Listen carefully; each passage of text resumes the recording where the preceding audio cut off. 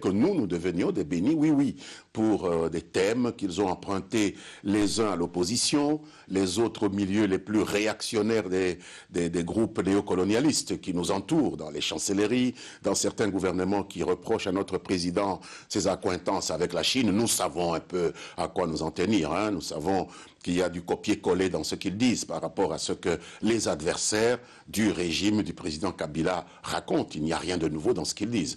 Nous trouvons là le discours de l'opposition et le discours des milieux réactionnaires de certaines engences néocolonialistes. C'est tout. Vous voulez dire, monsieur le ministre, que désormais les G7 et l'opposition, bonnet blanc, blanc bonnet?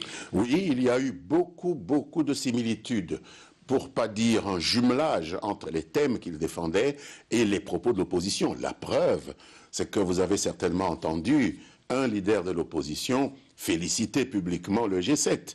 Lorsqu'un leader de l'opposition félicite quelqu'un qui appartient à la majorité, dites-vous bien que quelque part ils se sont rencontrés contre les intérêts de la majorité. Cela coule de source. Monsieur le ministre, ils n'en sont pas, d'après certaines indiscrétions, à leur premier coup. On les traite même des récidivistes. Donc c'est un agenda qui n'est plus caché, un agenda désormais dévoilé, non? C'est à 3 reprises, effectivement, que ces démarches ont été faites de leur part. 2 fois, nous avons eu à discuter. Nous pensions que le débat allait continuer, puisqu'il faut toujours remettre ces thèmes à l'ouvrage.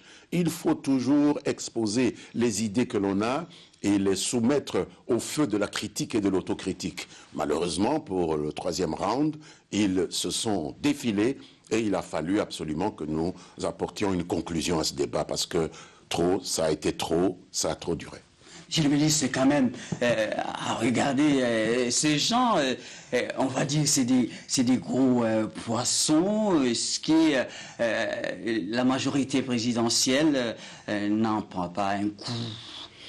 Bien sûr qu'il y a toujours un pincement au cœur lorsqu'on se sépare d'amis dont certains de longue date, mais en politique, vous savez, c'est un problème de vision.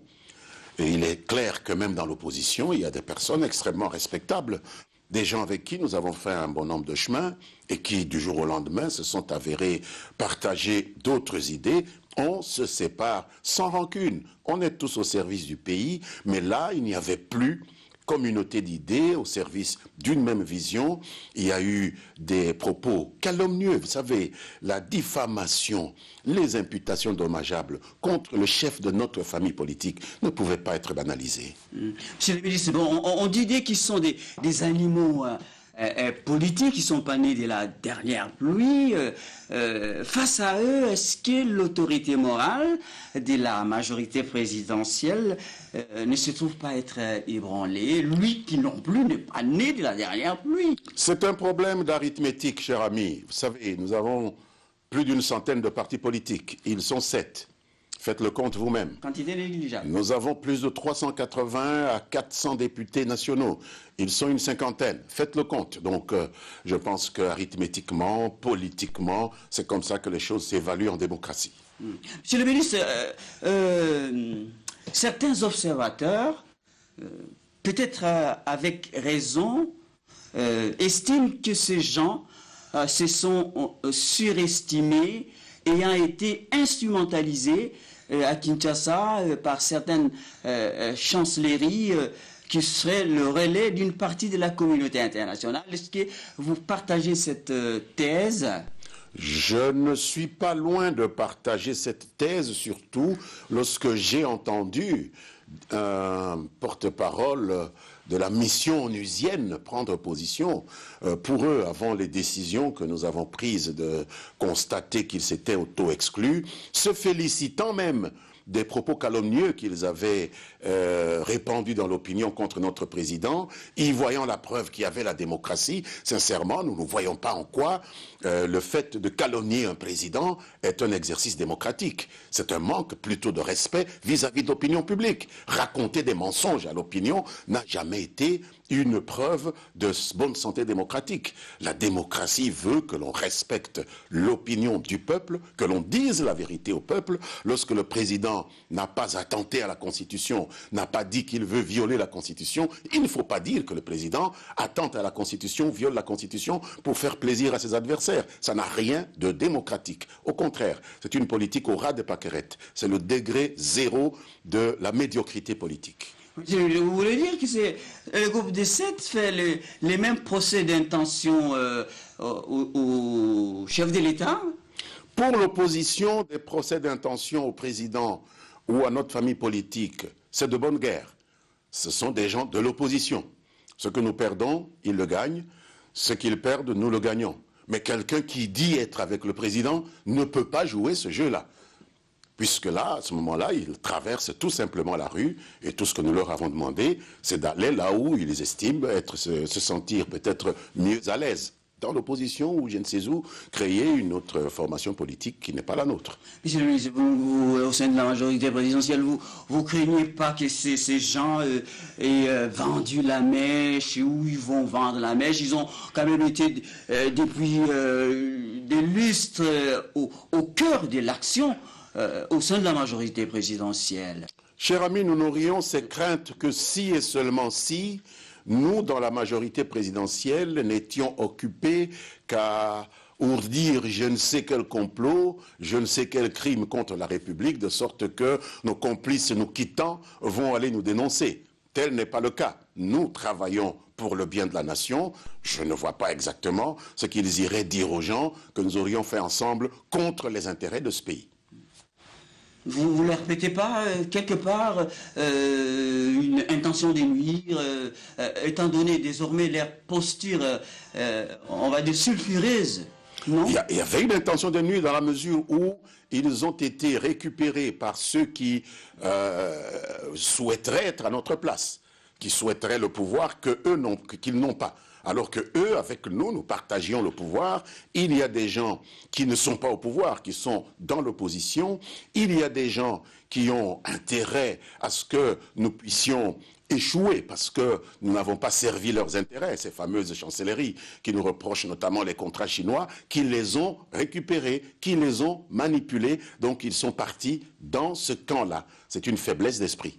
Monsieur le ministre, les pouvoirs qui régente les affaires dans notre pays est un pouvoir des coalitions. Est-ce que les Palous se trouvent être engagés également dans toute cette série de mesures prises par la majorité présidentielle? C'est une question qui est posée par un téléspectateur. Je vous invite à jeter un coup d'œil sur les images de la réunion du bureau politique d'hier. C'était un bureau politique de la majorité présidentielle élargi aux Palous. Une très forte participation de nos collègues du Palou y était, le secrétaire permanent porte-parole du Palou y était, le patriarche Gizenga s'est même fait un point d'honneur d'envoyer son épouse participer à cette réunion avec nous. Son épouse qui est membre des structures politiques au plus haut niveau de son parti. L'ensemble des ministres Palou étaient avec nous. Le chef du groupe parlementaire du Palou était avec nous. Nous partageons les analyses que je suis en train de décliner ici. Monsieur le ministre, selon une analyse froide maintenant, quelle mouche aura piqué le G17 à entreprendre... Le G7. Les G7. Merci de m'aider. Merci de m'aider, monsieur le ministre. Pour ce lapsus lingué, les G7 à entreprendre une mésaventure, on va dire, si risquée. C'est une mouche qui pique la plupart des Congolais depuis les années 60. La mouche de l'interventionnisme néocolonialiste. La mouche des nostalgiques de la période coloniale qui viennent tout le temps vous dire que vous ne pouvez pas trouver des solutions par vous-même aux problèmes de votre pays, qu'il faut aller chercher l'inspiration auprès des maîtres d'hier qui veulent rester les maîtres d'aujourd'hui tant qu'ils soient fils ou filles de ce pays. C'est la mouche de l'interventionnisme extérieur qui pique aussi certains de nos compatriotes dans l'opposition et qui inspire souvent des discours antinationalistes. Parce que nous sommes fondamentalement un pouvoir nationaliste, lumumbiste. Alors que ça vous inspire à l'annonce de cette fronde chez le ministre Lambert Mende, dans les rangs de ceux qui sont en face de vous, on a sablé le champagne, on a ri aux éclats, on a fait la fête. Qui donc?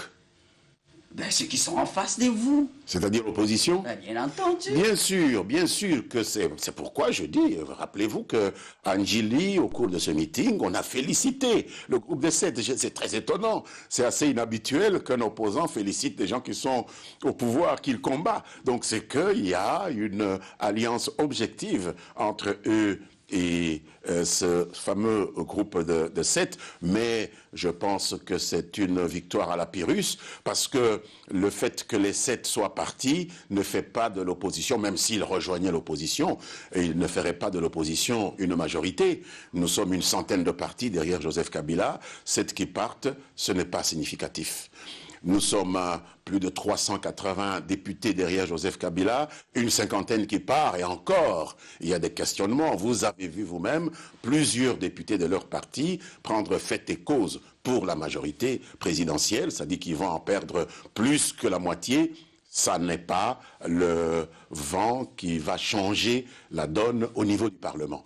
Donc, c'est une victoire à la Pyrrhus, une fausse victoire.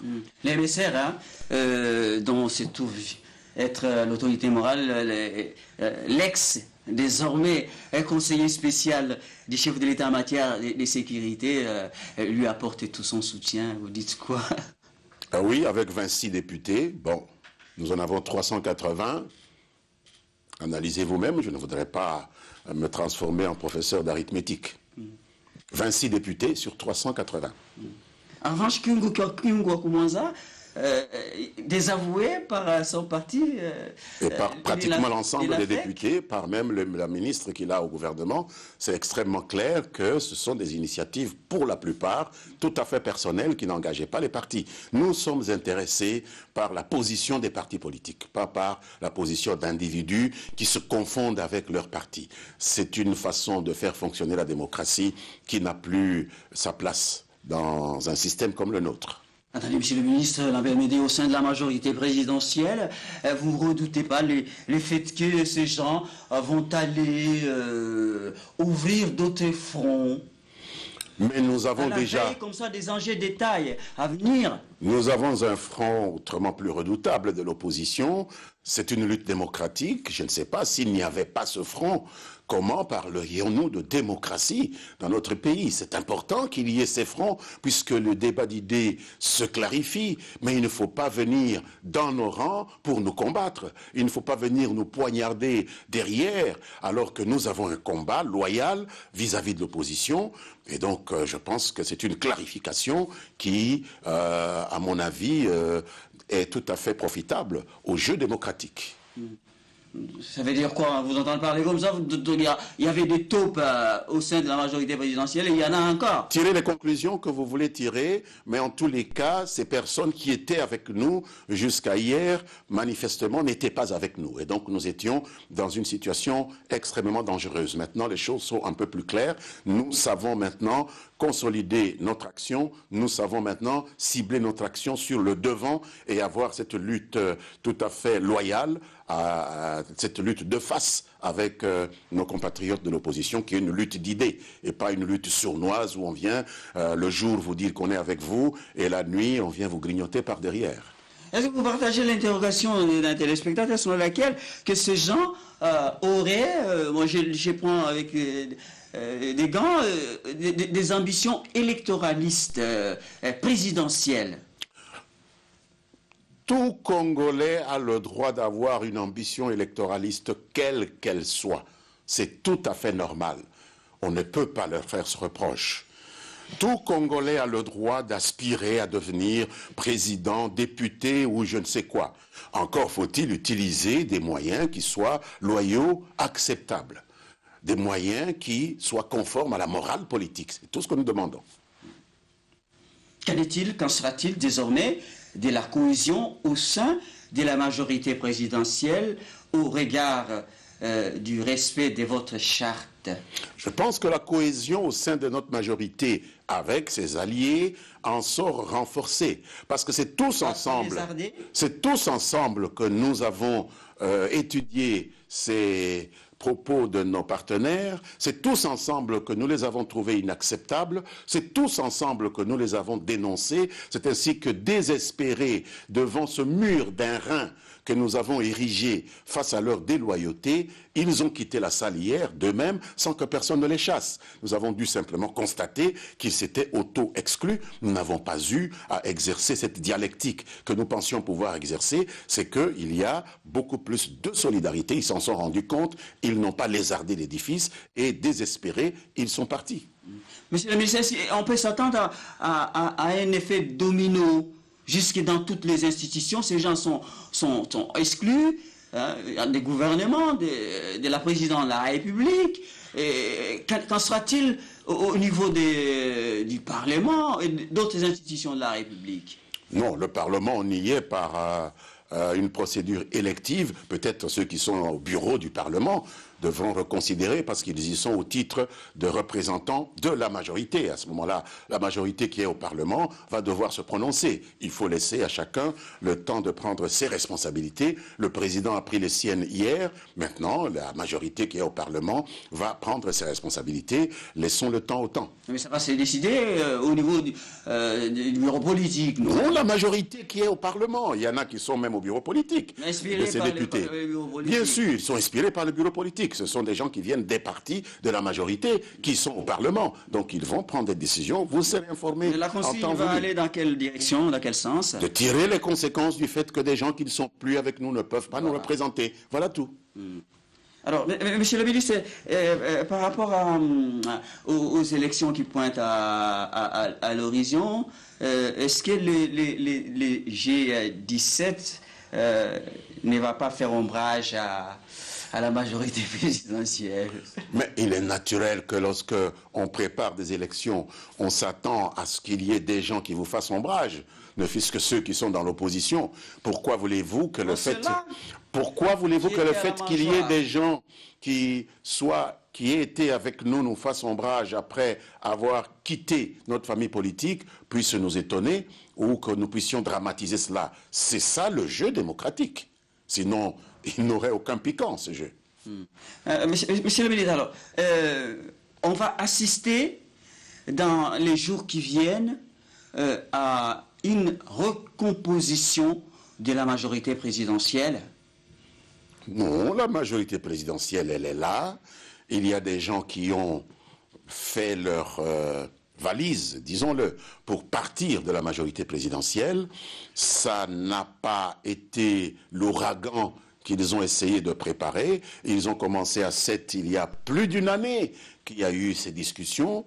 Ils sont sortis à 7, donc ils n'ont même pas engrangé un élément de plus. Donc c'est assez négligeable. La majorité présidentielle, dans sa structuration de départ, moins les 7, est restée ce qu'elle a été dès le départ. Donc Joseph Kabila sait quand même maintenir ensemble tous les gens qu'il a réunis autour de lui.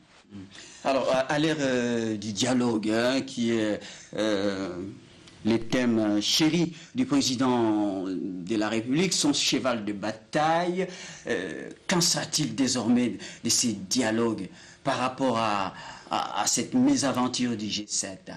Je ne vois pas de lien entre la mésaventure, comme vous dites, du G7 et la nécessité pour les Congolais de pouvoir se parler. Vous savez, l'idée est venue de l'opposition, ce n'est pas eux qui ont donné l'idée. Le président l'a récupéré comme président, pas comme chef de notre famille politique, comme président de la République, garant du bon fonctionnement des institutions. Il a tenu à donner une chance aux élections qui viennent et donc il est allé à l'écoute de ceux qui ont lancé l'idée du dialogue, notamment l'UDPS.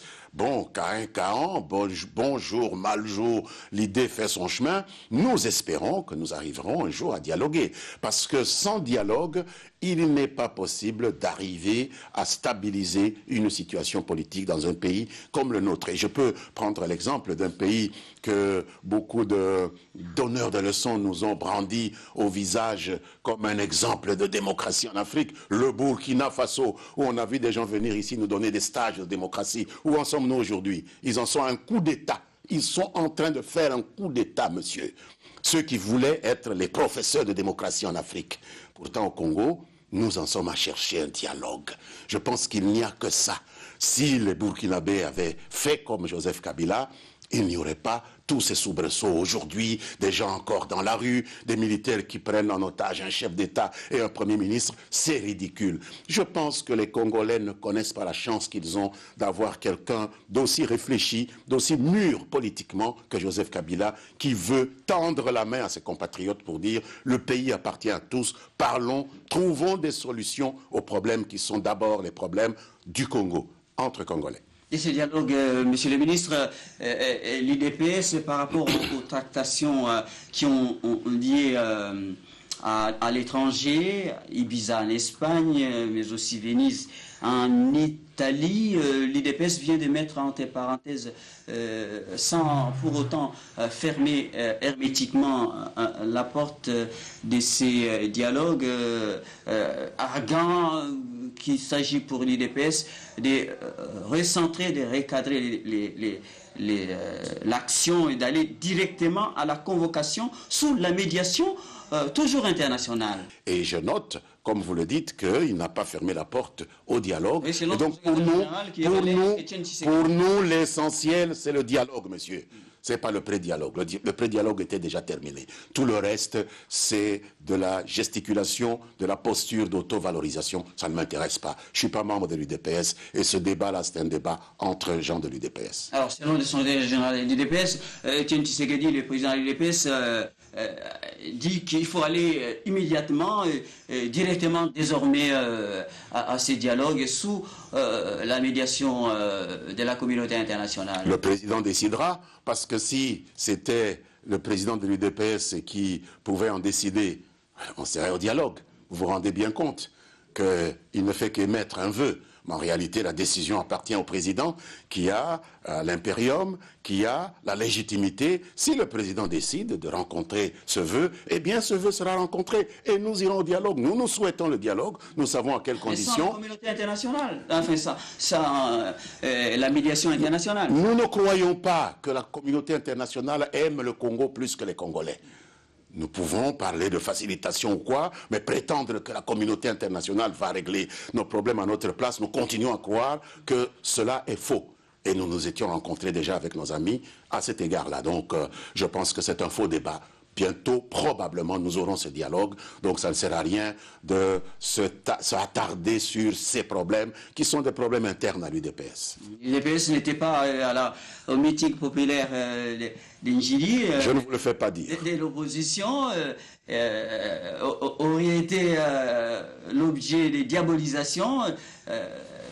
Tshisekedi lui-même, leur président, les leaders, et selon certains observateurs, selon certains cadres de la majorité présidentielle, que ces meetings se seraient mués en une sorte de festival de colibés contre la personne de votre autorité morale. Ce qui a entraîné une réaction de certaines personnes, probablement des électeurs du président Kabila. Vous savez qu'il en a plus de 15 millions dans le pays. Alors, la violence verbale, il faut la condamner. Tout comme il faut condamner aussi la violence physique dont ont fait preuve ces gens qui se présentaient comme électeurs ou partisans du président Kabila qui ont réagi à ces colibés. On ne va pas dans un meeting pour lancer des colibés. Le pouvoir ne peut pas autoriser un meeting pour envoyer des gens pour le disperser.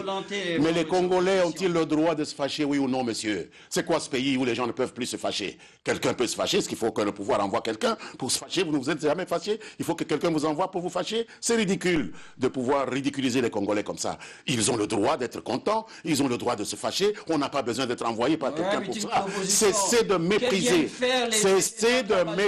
les Congolais. Ils sont chez eux. En Djili, il y a des Congolais pro-Kabila, il y a des Congolais anti-Kabila. Ils ont le droit d'être là. Vous allez les empêcher d'être quelque part parce qu'il y a un meeting de l'opposition? Monsieur, vous ne savez pas de quoi vous parlez. Qu'est-ce que c'est que cette histoire? Ça les intéresse aussi, hein? Bien sûr, naturellement. Et lorsque vous injuriez quelqu'un qu'ils ont élu, il est normal qu'ils puissent entrer un peu dans une certaine fureur. Nous les condamnons lorsqu'ils puissent, ils veulent se faire justice à eux-mêmes, mais nous condamnons aussi ceux qui vont dans des meetings pour injurier des gens.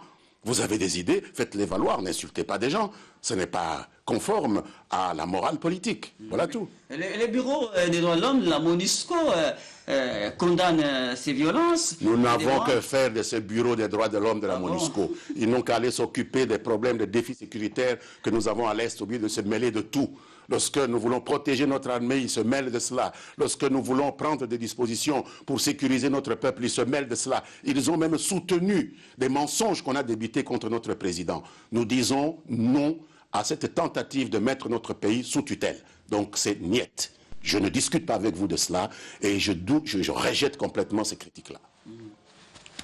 Oui, monsieur, on va se quitter. Que dites-vous de ces voix qu'on entend dans les rangs de l'opposition, de vouloir un peu caricaturer, si je peux dire, les institutions de la République en parlant d'un triangle de glissement, gouvernement, CENI, Parlement.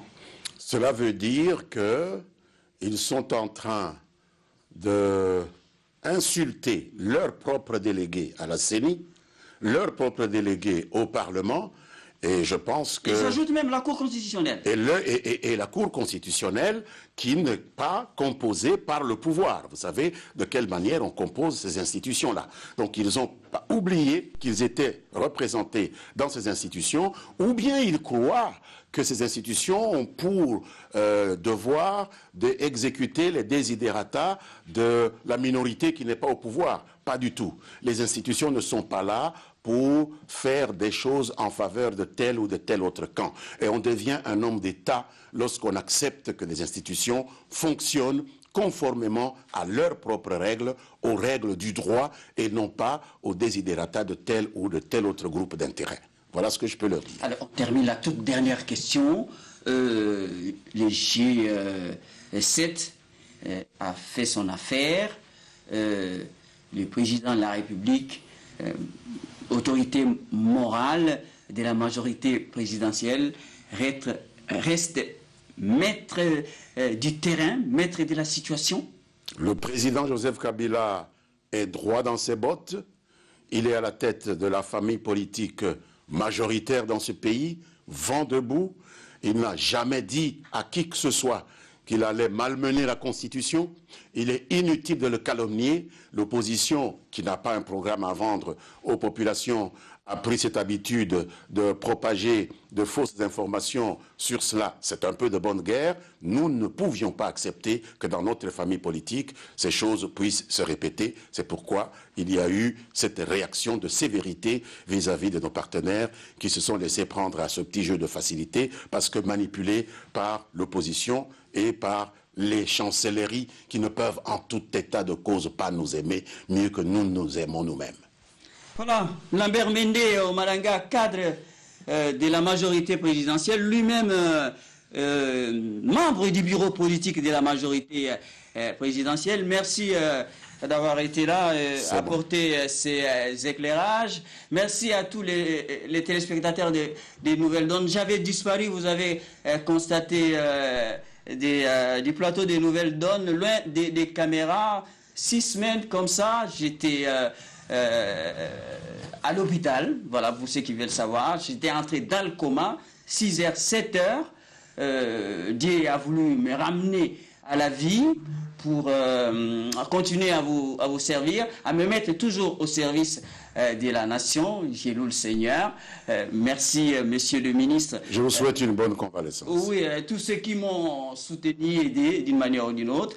Merci vous, et aussi à vous, monsieur Lambert Mende Omalanga. Merci à toute l'équipe technique qui m'a aidé à réaliser, à préparer cette édition des Nouvelles Donnes. J'avais fait une crise, comme les médecins le disent, une crise cardiaque, hépatique.